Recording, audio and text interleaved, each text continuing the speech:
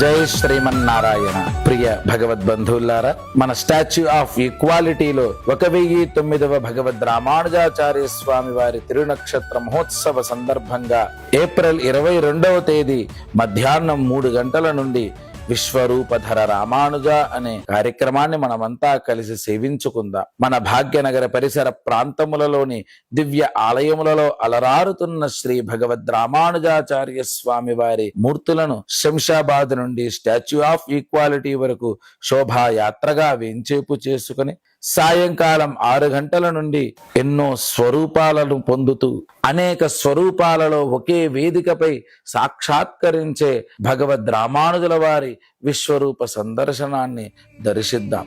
రండి.